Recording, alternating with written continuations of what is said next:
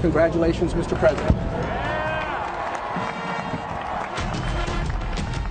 A president is never more powerful than in his first 100 days. I think he's our great chance for the country to move forward. And Donald Trump, with the enthusiastic backing of his supporters, came to Washington to use that power to essentially rip this town up. He's talking to us and he's listening to us. It's a little messy. It can be a little chaotic, but we needed it. We definitely needed it.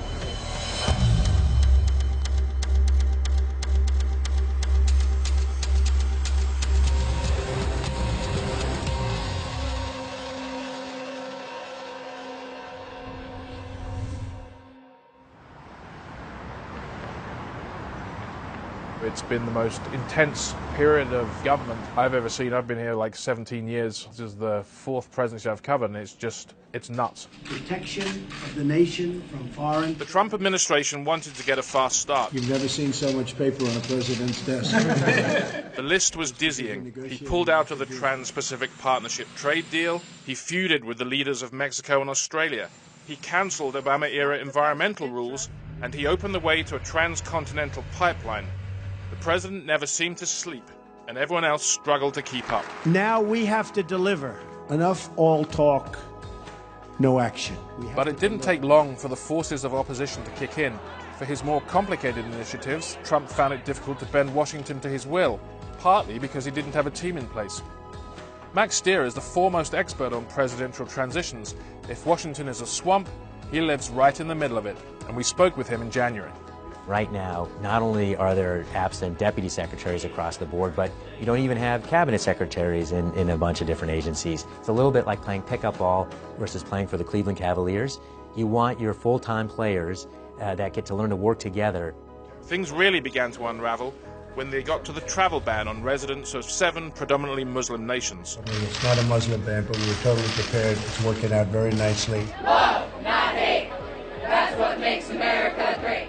We came with proper representation documents and we were not allowed in to see them. Show me what democracy looks like! The courts twice shelved the ban as the checks and balances of America's political system frustrated Trump's push for a strongman presidency. We are fighting the fake news. It's fake, phony, fake. And as the White House ran into trouble, Trump's war with the press only got more intense. There was uproar when the White House banned some reporters from a briefing in Sean Spicer's office. So, for instance, they allowed every other major television network except for CNN into this briefing. I'm just telling you, you're dishonest people. But, I'm not ranting and raving. I love this. I'm having a good time doing it.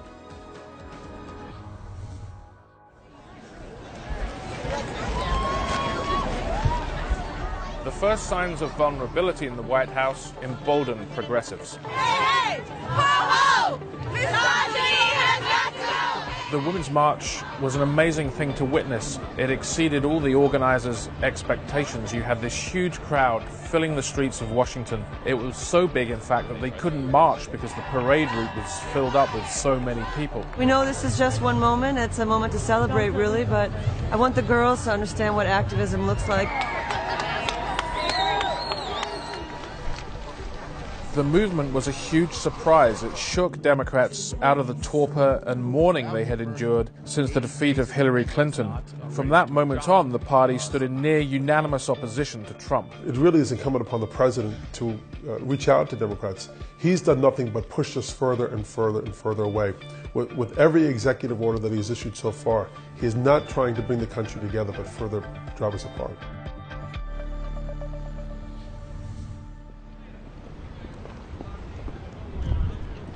A judge who likes every outcome he reaches is very likely a bad judge.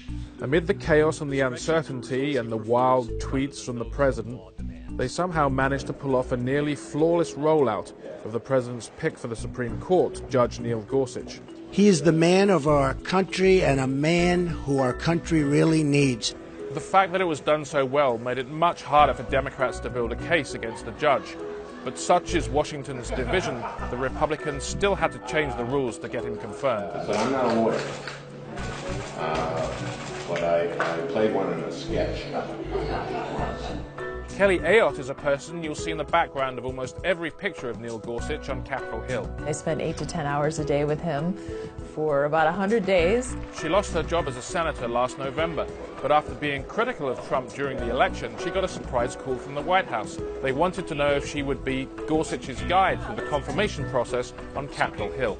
We were very focused and it was very organized, and I think the White House, if they take everything that way and really put together a good team and everyone just does their job, the White House has people around in the White House that can really execute, and you just have to have a good plan. But after years of public service, she's embracing a break from Washington. Right now I've got a 9-year-old and a 12-year-old, so I'm going to be spending some more time with them and really regrouping.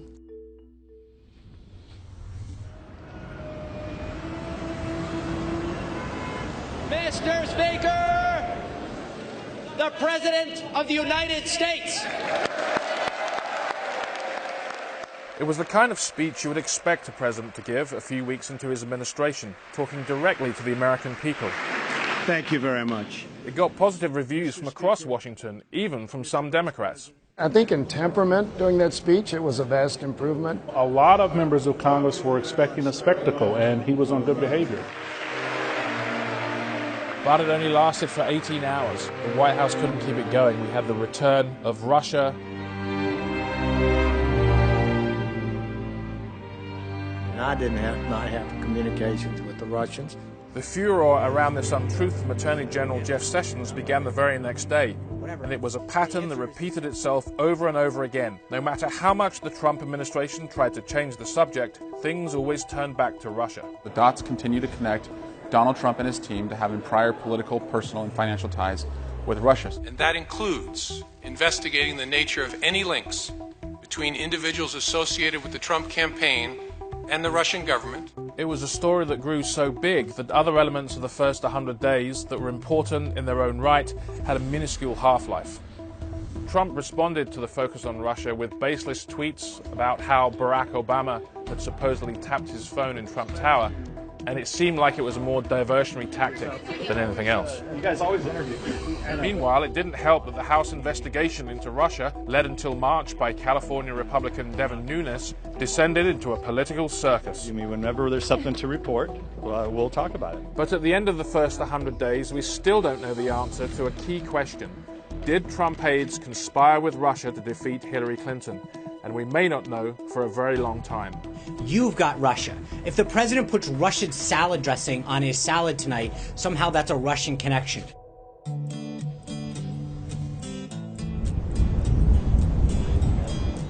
It's an unbelievably complex subject. Nobody knew that health care could be so complicated. This bill, the American Health Care Act, it keeps our promise to repeal and replace Obamacare. Days of negotiations behind closed doors, White House officials rushing up to talk to lawmakers, but in the end they just couldn't bring the party together. Top-down government control, especially... The roadblock turned out to be a bunch of conservative congressmen known as the Freedom Caucus. Nothing, it seemed, would make them happy. It is the largest welfare program ever proposed by the Republican Party. My major objection is I don't want it to be a federally run program, right? The House leadership plan does not repeal Obamacare, it amends it. And everybody knows it's just a joke right now, right? In the end, it was just too much of a heavy lift. We came really close today, but we came up short.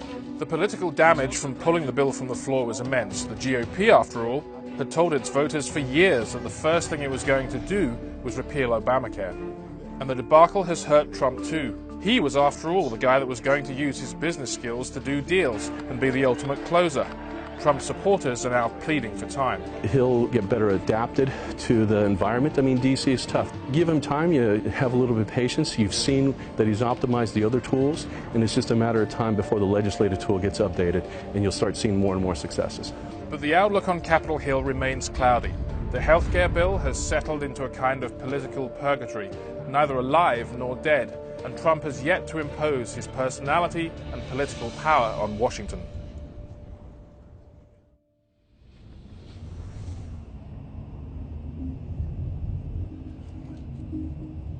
While Donald Trump's had a pretty tough time politically during his first 100 days, he has, in his own way, in his own unique way, changed Washington for Republicans? Well, we're back in power. We control the Congress. We control the White House. Everybody is looking to talk to a Republican these days to get a sense of what's going on. The Trump Hotel is definitely the place to see and be seen in Washington these days, not just for the president, but for senior administration officials. I believe the Treasury Secretary even lives in the hotel during the weekdays.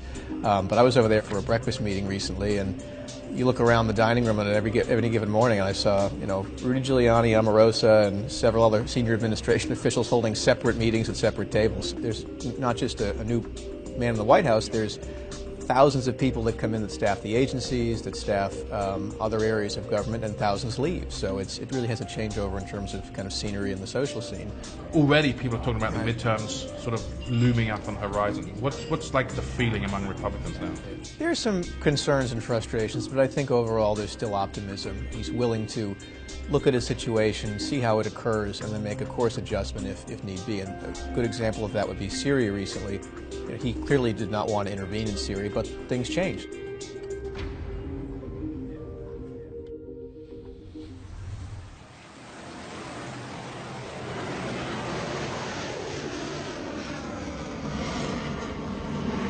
We'd all been waiting for the first foreign policy crisis of the Trump administration. Some people thought it would be Iran. Some people thought it would be North Korea. In the end, it turned out to be Syria. Tonight I ordered a targeted military strike on the airfield in Syria from where the chemical attack. In a political sense, the attack was remarkable because Donald Trump had advised Obama back in his administration not to strike Syria after a chemical weapons attack. To prevent and deter the spread and use of deadly chemical weapons. Bob Corker is the chairman of the Senate Foreign Relations Committee and has forged a relationship with President Trump. I had dinner with the president last night. He's applauded Trump's actions in Syria. I think the demands of the job, the complexities of the world are becoming more illuminated, and I think that moment, in some ways, as I observe, was transformative. The stakes are even higher for President Trump's other immediate foreign policy challenge, North Korea. We have the ability to take the kind of steps we took in Syria with very, very low risk. We have 28,500 troops in the DMZ. We've got allies in the region. Something in North Korea everyone understands is far more complex, and miscalculations lead to something far more disastrous than could have happened in any way with Syria.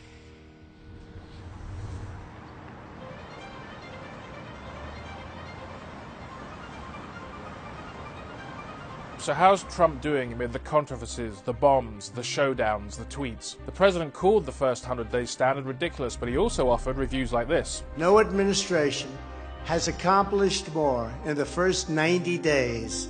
That includes on military, on the border, on trade, on regulation, on law enforcement. That's Trump, but by more conventional standards, it's a rough report card. Observers haven't been kind and are saying that the president may have squandered his moment of maximum political power. The big story is he's got the lowest approval ratings of any contemporary president as he goes into his 100th day. That is a big deal. He's got to figure out something his second 100 days because it hasn't been very good so far. There's been constant talk of divisions in his inner circle and intrigues swirling around the relationship between his populist political guru Steve Bannon and Trump's son-in-law Jared Kushner and daughter Ivanka.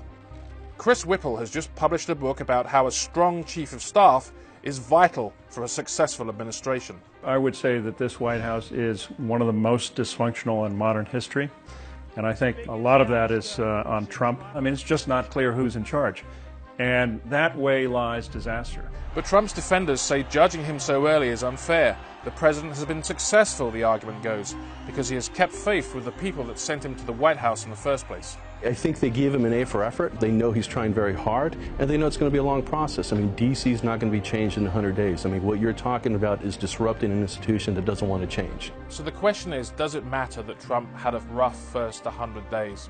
History's evidence is mixed. Some presidents had a bad start and went on to recover. They learned the presidency and they had successful administrations. Others had problems in their first 100 days that mushroomed and began to be the reasons why their presidencies founded. We don't know how it's going to be with Trump. That's the story of the next 1,300 days.